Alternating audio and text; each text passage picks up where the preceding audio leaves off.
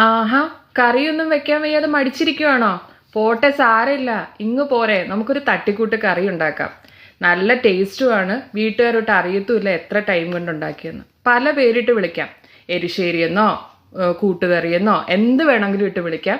പക്ഷെ ഒട്ടും സമയം എടുക്കത്തില്ല കേട്ടോ. ഒരു തട്ടിക്കൂട്ട് കറി പോരെ. ആവശ്യമായിട്ടുള്ള സാധനങ്ങൾ നമ്മൾ ചെറുപയർ വെള്ളത്തിലിട്ട് ഒരു 3-4 മണിക്കൂർ വെള്ളത്തിലിട്ട് വെച്ചേക്കുന്നത്. പിന്നെ മത്തങ്ങയില്ലേ, അത് ഒരു കുറച്ച് മത്തങ്ങ എടുത്ത് കട്ട് ചെയ്ത് വെച്ചേക്കുന്ന, ക്യൂബ്സായിട്ട് കട്ട് ചെയ്ത് വെച്ചേക്കുന്ന, ഒരു 3 അല്ലി വെളുത്തുള്ളി, 2 പച്ചമുളക്, കുറച്ച് ജീരകം, കുറച്ച് കറിവേപ്പില, പിന്നെ ഒരു കപ്പ് തേങ്ങ, ഒരു 1/2 ടീസ്പൂൺ മഞ്ഞൾപ്പൊടി.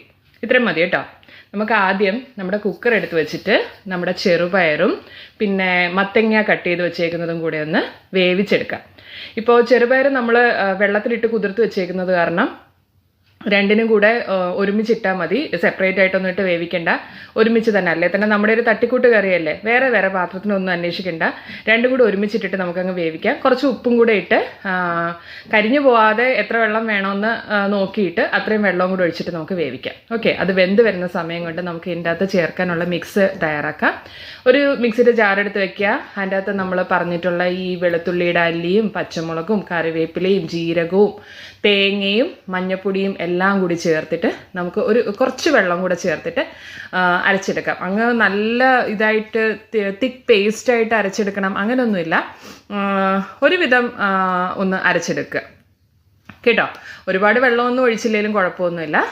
നമുക്ക് എന്തായാലും കറിയിൽ അതിൻ്റെ പാകം നോക്കിയിട്ട് കട്ടിയായിട്ടിരിക്കുകയാണെങ്കിൽ എന്തായാലും വെള്ളം ഒഴിക്കേണ്ടി വരും. അപ്പോൾ അതിനൊന്ന് അരച്ചെടുക്കുക.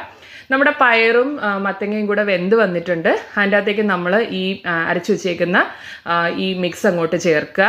ഇളക്കി നോക്കുക. എൻ്റെ അകത്ത് കുറച്ച് കട്ടിയായിരുന്നു, ഞാൻ കുറച്ച് വെള്ളം കൂടി ഒഴിച്ചിട്ടുണ്ട് അതിൻ്റെ അകത്തേക്ക്. എന്നിട്ട് ഉപ്പൊക്കെ നോക്കണം കേട്ടോ. അത് നോക്കിയിട്ട് ഉപ്പ് കുറവാണെങ്കിൽ പോരാത്ത ഉപ്പൊക്കെ ഇടുക. ഞാൻ ഉപ്പ് നോക്കിയപ്പോൾ എൻ്റെ ഉപ്പൊക്കെ കറക്റ്റായിരുന്നു, കുഴപ്പമൊന്നും ഉണ്ടായിരുന്നില്ല. അപ്പോൾ ഇങ്ങനെയാണ് ഈ കറി ഇരിക്കുന്നത് കേട്ടോ.